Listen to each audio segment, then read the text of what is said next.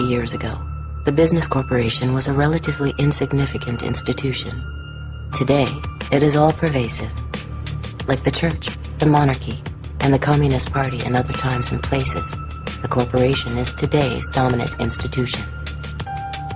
This documentary examines the nature, evolution, impacts, and possible futures of the modern business corporation.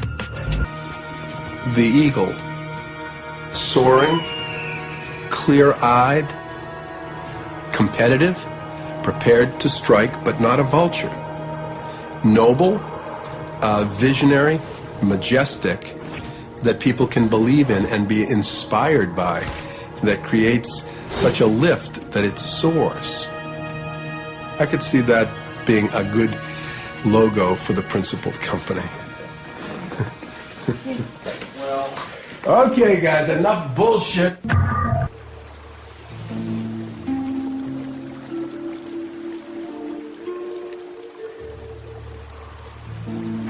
Transnational corporations have a long and dark history of condoning tyrannical governments. Is it narcissism that compels them to seek their reflection in the regimented structures of fascist regimes?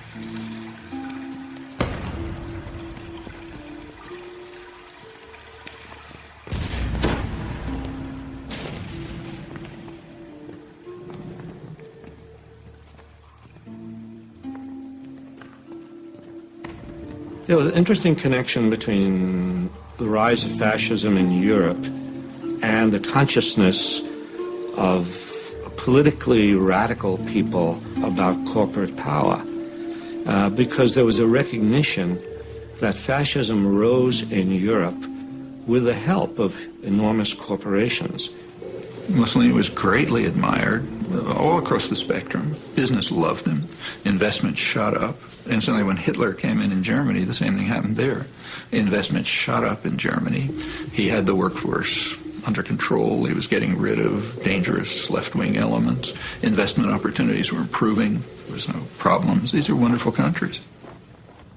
I think one of the greatest untold stories of the 20th century is the collusion between corporations, especially in America, and Nazi Germany.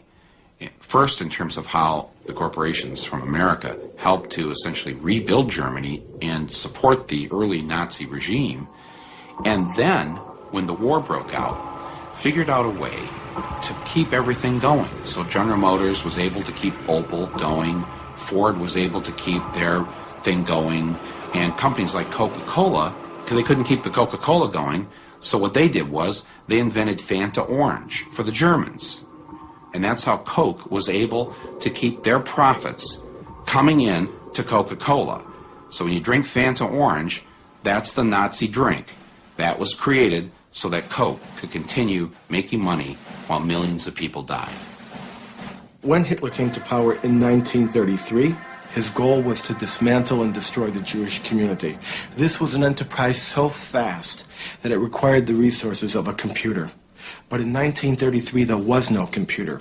What there was the IBM punch card system, which controlled and stored information based upon the holes that were punched in various rows and columns. Naturally, there was no off-the-shelf software as there is today. Each application was custom designed, and an engineer had to personally configure it. Millions of people of all religions and nationalities and characteristics went through the concentration camp system. That's an extraordinary traffic management program that required an IBM system in every railroad direction and an IBM system in every concentration camp.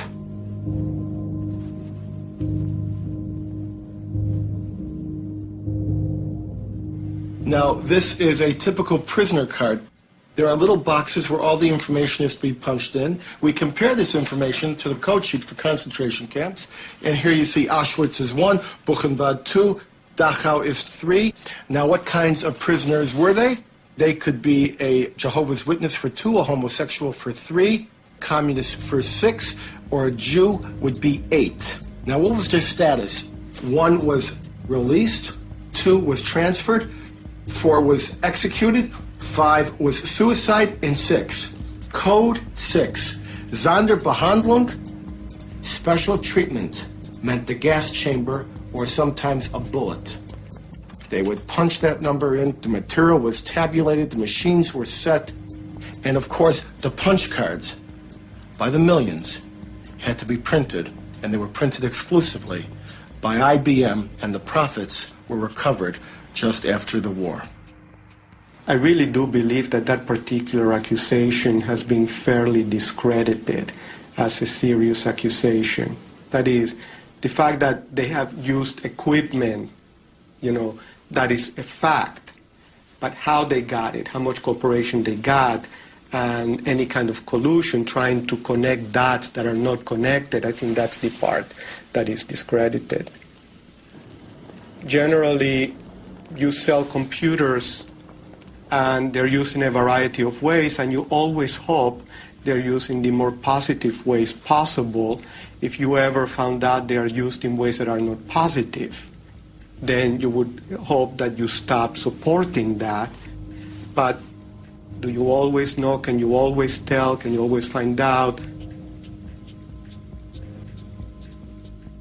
IBM would, of course, say that it had no control over its German subsidiary. But here on October 9th of 1941, a letter is being written directly to Thomas J. Watson with all sorts of detail about the activities of the German subsidiary. None of these machines were sold. They were all leased by IBM, and they had to be serviced on site once a month, even if that was at a concentration camp such as Dachau, Buchenwald. This is a typical contract with IBM and the Third Reich, which was instituted in 1942. It's not with the Dutch subsidiary, it's not with the German subsidiary, it is with the IBM Corporation in New York. As it happens, I know that story. I discussed it more than once with old Mr. Watson, and I was around at the time. I'm not saying that Watson didn't know that the German government used punch cards. He probably did know. After we had very few customers. Watson didn't want to do it. It was not because he thought it was immoral or not, but because Watson, with a very keen sense of public relations, thought it was risky. It should not surprise us that corporate allegiance to profits will trump their allegiance to any flag. A recent U.S. Treasury Department report revealed that in 1 week alone, 57 U.S. corporations were fined for trading with official enemies of the United States, including terrorists, tyrants, and despotic regimes.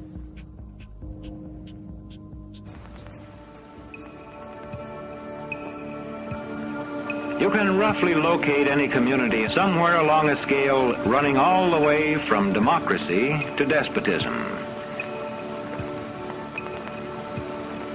This man makes it his job to study these things.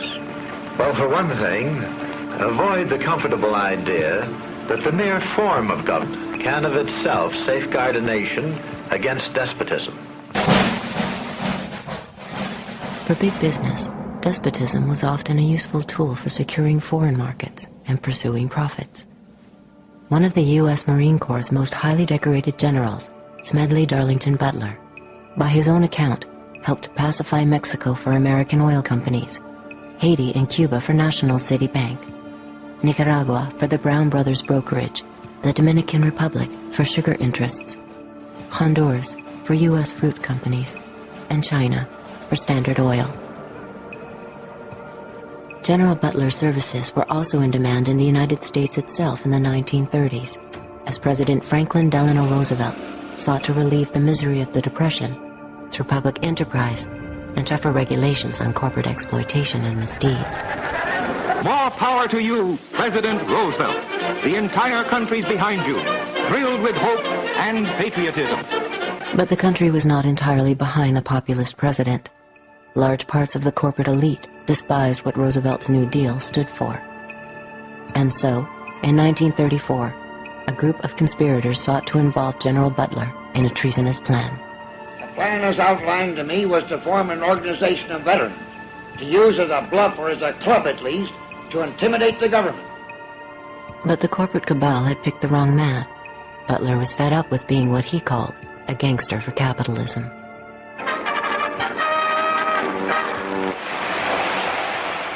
I appeared before the Congressional Committee, the highest representation of the American people, under subpoena to tell what I knew of activities which I believe might lead to an attempt to set up a fascist dictatorship.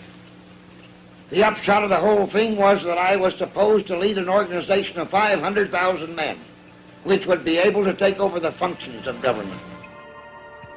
A congressional committee ultimately found evidence of a plot to overthrow Roosevelt.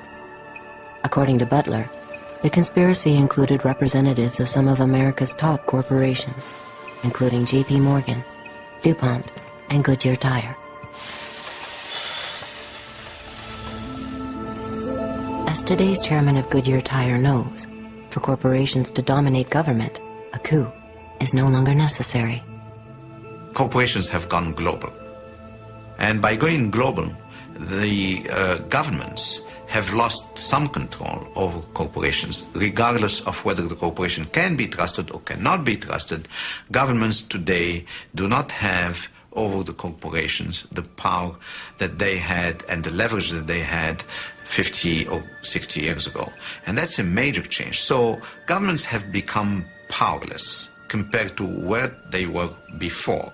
Capitalism today commands the towering heights and has displaced politics and politicians as the new high priests and reigning oligarchs of our system. So capitalism and its principal protagonists and players, corporate CEOs, have been accorded unusual power and access.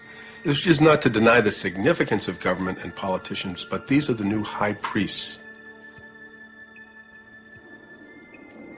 I was invited to Washington, D.C. to attend this meeting that was being put together by the National Security Agency called the Critical Thinking Consortium. I remember standing there in this room and looking over on one side of the room, and we had CIA, NSA, DIA, FBI, Customs, Secret Service, and then on the other side of the room we had Coca-Cola, Mobil Oil, GTE, and Kodak. And I remember thinking, I am like in the epicenter of the intelligence industry right now. I mean, the line is not just blurring, it's just not there anymore. And to me, it spoke volumes as to how industry and government were consulting with each other and working with each other